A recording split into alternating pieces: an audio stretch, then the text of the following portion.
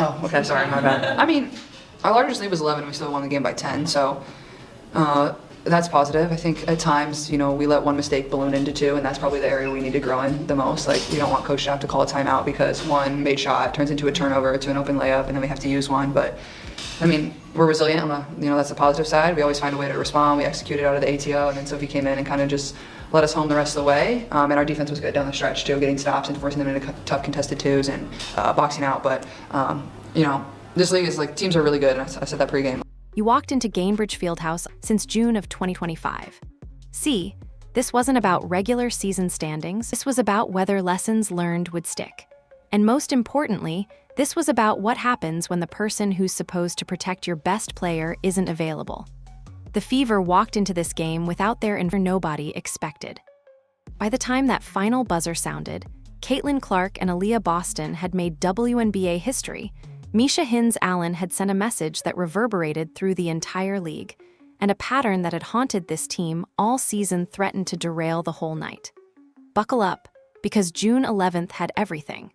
To understand why June 11th mattered, you have to go back to June 17th of 2025. The Indiana Fever were in Connecticut, playing the Sun, and Clark was running the offense when JC Sheldon decided that physical defense meant something different in her mind. During a defensive sequence, she wasn't fired up or ready to escalate.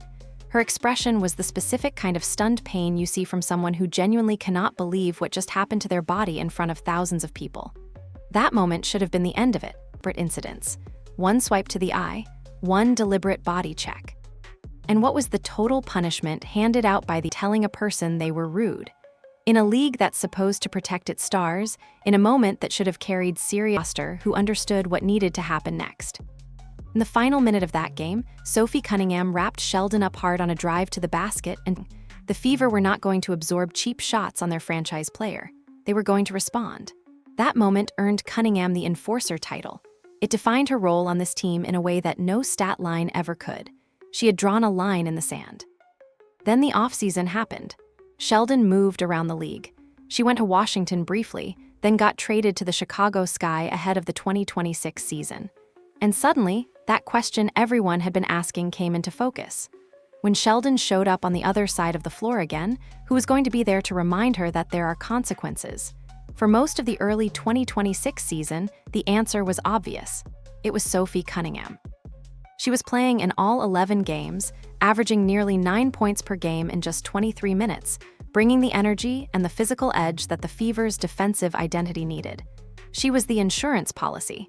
She was the reason Sheldon would have to think twice before trying anything. But then Clark exactly the way she always does. Bumping on screens, riding her all over the floor, those swiping hand checks that sometimes get called and sometimes just get let go. And at some point during the game, every single fan watching at home felt that same pit in their stomach from the last time this happened a year ago. The nightmare was repeating itself, and this time, their enforcer wasn't on the court to answer back. But what happened next would change the entire narrative of this night in ways nobody could have predicted. When Sophie Cunningham suffered that right elbow injury earlier in the season, it seemed like just another bump in the road for a young team trying to establish itself. These things happen in basketball. Players get hurt. Guys miss games. That's the thing about enforcer roles in basketball. They're not always measured by scoring output or traditional efficiency metrics. They're measured by presence. They're measured by what happens when someone gets the wrong idea about testing your star player. Cunningham had become the visible symbol of that protection, in an earlier transition sequence. So this was a pattern throughout the night. This was a veteran player, and her expression in that moment is genuinely one of the most humanizing things you could see from her in 2026. Her face wasn't angry. It wasn't fired up or aggressive. It was almost sympathetic. It was the kind of calm look you see from someone who felt a little bit bad about what just happened to the person who had been swiping at her all night. Clark had just watched her teammate send the player who poked her in the eye last year to the hardwood, and her face looked almost apologetic about it. It was almost funny, except it wasn't funny. It was perfect. It was the exact response you needed in that moment. Not rage, not celebration. The internet understood what that face meant. Everyone watching understood. Clark wasn't sorry. She wasn't upset. She was calm because the problem had been solved. Sheldon had gotten an answer to the question that had been hanging over this matchup since the game was announced. When you target Caitlin Clark now, when you swipe at her and bump her and try to get physical with her, there are consequences. Those consequences might come from Cunningham, might come from White on the sideline, might come from your coach calling you out in the locker room. But on June 11th, those consequences came from Misha Hines Allen in street clothes watching from the bench. And the moment that absolutely completed the picture of what this night meant was about to happen. Sophie Cunningham was on the Indiana Fever bench in street clothes, old name. She's not a top draft pick who was supposed to arrive in the league as a star. She's someone who earned a roster spot by performing well during the preseason. Quarter of this game, Sydney Taylor became briefly unstoppable. She scored 16 points in the third quarter alone on 5 of 6 shooting. She was hitting threes. She was finding ways to score. She was doing all the things that make defenses uncomfortable. By the end of the game, she had finished with a career-high 30 points on 10 of 14 shooting in just 21 minutes of play time. That's an extraordinarily efficient shooting night. That's the kind of performance that shouldn't be possible. Chicago players were being asked to do more than they'd been prepared to do. Minutes were being extended. Rotations were getting uncomfortable. And in the final seconds of regulation, been a win. But Kelsey Mitchell turned the ball over on the inbound pass. The ball went directly to Skylar Diggins, who released a three-pointer from deep. And Diggins made it. The shot went in with less than a second left in regulation, tying the game at 98. And the Fever had failed to foul before the shot went off, which is a coaching and execution failure in a close game. Kelsey Mitchell had a good night. She scored 19 points in this game, which is a legitimate contribution. She was out there doing her job, being a scoring threat, forcing Chicago's defense to respect her presence on the floor. From a statistical standpoint, 19 points is a real night. It's the kind of output you'd hope for from one of your starting guards in a competitive game. Mitchell has proven across her career that she can score in this league. She's capable. She's talented. She's been part of winning basketball teams before. But here's the problem, and this is where we have to separate the minute of regulation. A missed layup that would have sealed it. A turnover that handed Chicago the ball at the worst possible moment. That sequence cost Indiana the game in regulation. That sequence cost in the narrative around talented scorers. Mitchell is talented. The stats prove it. But the fourth quarter clutch execution has to be cleaner than this. Stephanie White knows it. She's the coach. She's responsible for getting the most out of her players, and she knows that if Mitchell is going to be part of the solution in the playoffs, her execution in these moments has to improve. Caitlin Clark knows it. She's out there running the offense, trying to create opportunities, and when she creates a chance for a teammate, that teammate has to finish it. The team knows it. 32 points. She added 10 assists. She grabbed 7 rebounds. Over 40 minutes played in a game that went to overtime, being guarded physically all night, being bumped on screens, being swiped out. She converted. 0 misses. That tells you something about the mental composure of this. Battle her concentration at the free throw line. That's not something you can teach. That's something you either have or you don't. Aaliyah Boston finished with 34 points. She pulled down 12 rebounds. She added 4 blocks. Career-high 34 points in a game that went to overtime, and she did it against a Chicago out in the fourth quarter. At that point, Boston was essentially playing against air. She was free to operate in the paint because Chicago ran out of ways to defend her. Together, according to reporting from ESPN and confirmed by WNBA Communications, Clark and Boston became the first pair of teammates in WNBA history to both record a 30-point double-double in the same game. Nobody had ever done this before. In 28-plus seasons of WNBA basketball, that combination had never appeared on a box score. 2 players on the same team, both with at least 30 points and at least 10 rebounds or 10 assists in the same game. It happened on June 11th at Gainbridge Fieldhouse in a Commissioner Cup game against a team with a losing record. But the record doesn't care about context. The record is in the books. For Caitlin Clark specifically, this was her 3rd career game with at least 30 points and 10 assists. The most such games in WNBA history. Nobody else in the history of the league has done that more than once. Think about that for a second. Clark has done it 3 times. She is operating in statistical territory that literally did not exist before she entered the league. There is no comparison. There is no precedent. She is doing something in the WNBA that has never been done before. And she did all of this while being physically targeted all night, while getting swiped at, while getting bumped, while being body checked, while playing over 40 minutes in a game that went to overtime, while Misha Hines Allen was not on the court for the entire night because she was deployed at specific moments, while Stephanie White was pacing the sideline managing minutes and matching. This wasn't a performance in a vacuum. This wasn't a night where everything went perfectly and the stats reflected it. This was a performance in adverse circumstances.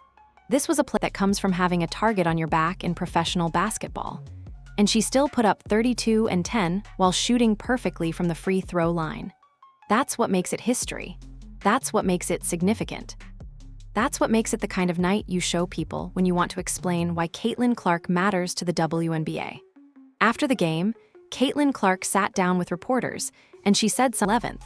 That's what allowed Clark and Boston to make history together. That's what separated them from the relationship. They trust each other.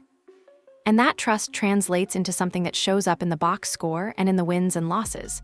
When people look at the stat line from June 11th, they're going to see Caitlin Clark and Aaliyah Boston. They're going to see the 32 and 10. They're going to see the 34 and 12. They're going to see the points and the assists and the rebounds. What they might not notice is the 11 points and 8 rebounds that came from Lexi Hull. And that would be a mistake, because Hull did something on June 11th that didn't show up clean in the highlight packages, but that absolutely mattered to whether the Fever won or lost this game. During Chicago's third quarter explosion, during the period where an undrafted rookie named Sydney Taylor was going nuclear, and the Sky were going on a run that erased a 19-point lead, Lexi Hull was fighting for position. She was boxing out. She was doing all the things that don't show up as individual highlights, but that keep a team from completely falling apart. They wear down the defense. They create frustration for the other team because they show that you're not going to be stopped by a single possession. You're going to fight for every single opportunity. That's what championship-caliber basketball looks like. That's what the Fever were displaying when Hull was pulling down. The coach shows that kind of passion, that kind of fire. That's something you respond to. That's something that ignites the entire team. And White apparently told her that the referee was soft. Not in a complaining way, not in a way that was meant to be disrespectful, but in a competitor's way. In a way that said, I'm here. It's easy to talk about a coach in a sterile way, about their X's and O's, about their system, about their ability to put players in position to succeed. But the real coaching, the real leadership, is about being a person your players want and they believe cares about them and their success. Technical foul in the third quarter wasn't a symbol of dysfunction. It was a symbol of leadership. It was White saying, I see what's going on, I don't like it, and I'm not going to pretend to be okay with it. She might have taken a fine. She might have gotten criticized by the league. But she also communicated something to her team that was more valuable than whatever fine or suspension might follow. She communicated that she gives a damn, that she's not going to sit back and accept losses that she thinks her team shouldn't have, that she's a warrior just like they are. That's the culture you build when you have a coach like that. That's the kind of team chemistry that shows up in overtime when the game is on the line and you need people to believe in each other and trust something to the culture. And it absolutely showed up in what happened in overtime. But we have to come back to the central truth of this game because after all the records, after all the history, after the block and the chemistry and the technical fouls and the culture, there's still one thing standing in the way of the 2026 Indiana Fever and genuine championship contention. And that thing is a pattern. A specific pattern that has shown up throughout the entire season. The Fever built a lead of as many as 19 points in the first half. At home. Against a team with a losing record. Against a team that was missing one of its best players. From every objective standpoint, this should have been a game where Indiana managed the clock, protected their advantage, and cruised to a comfortable victory. Instead, they needed overtime. They blew a 19-point lead for the third straight game in which they'd built a double-digit advantage. Third time, not the first time, not a one-time fluke. Third time this season that Indiana has taken a comfortable lead and watched it completely evaporate. That's not a coincidence. That's not bad luck. That's a pattern. That's something that's been showing up repeatedly, and it's something that has to change. The Fever also failed to foul Skylar Diggins before she got the shot off with less than a second left in regulation. That's a coaching and execution failure in a close game situation. That's the kind of mistake you absolutely cannot make in the playoffs. That's the kind of mistake that gets replayed 1,000 times if it costs you a series. That's the kind of basic execution that championship teams have to have locked down. Stephanie White addressed it directly in the post-game press conference. She didn't hide from it. She didn't try to make it sound better than it was. She framed it as a failure to value every possession. She talked about not letting a franchise record scoring night paper over the defensive and execution lapses that made overtime necessary. She said it in the same presser where she was crediting Clark and Boston for making WNBA history. She found the balance between celebrating the achievement and identifying the problem. Both things are true. The Fever did something historic on June 11th. It affects your confidence. It affects how you approach. They didn't stay locked in defensively. They let the energy drop slightly. And when you're playing a team like Chicago that has good scorers, when you're playing a rookie like Sydney Taylor who's suddenly hot, pointed out that they had a lot of missed layups in this game. Those are the easy ones. Those are the shots that should go in. When you miss those, to be said. On Connecticut and the future of professional basketball in that area, Clark said she doesn't make those decisions. But she acknowledged that Connecticut has great history and a passionate fan base, and that it's a business decision. She talked about the facility. And then she said she'll be excited to go to Houston because that's where the team is moving. Stephanie White spoke more thoughtfully about work in that organization. But she also acknowledged that it's heartbreaking and that the New England basketball fans deserve a team. What all of this communication reveals is a team that understands what happened on June 11th. And using it to figure out how to be better. Here's what June 11th really means if you look past all the highlights and the history and the incredible performances. It means JC Sheldon learned something that she didn't know before the game. It means that targeting Caitlin Clark and the message stays the same. Misha Hines Allen proved that you don't have to be a star to change a game. You don't have to score 30 points to be the most important player in a stretch of basketball. You can go plus 25 and 23 minutes with 5 points and a block and a couple of rebounds and be the reason your team looks like. That's what depth looks like when you need it most. Laughing from the bench. She proved it by reposting that block on X with genuine joy. She proved it by responding to her teammate doing something similar to what she'd done and being able to celebrate it.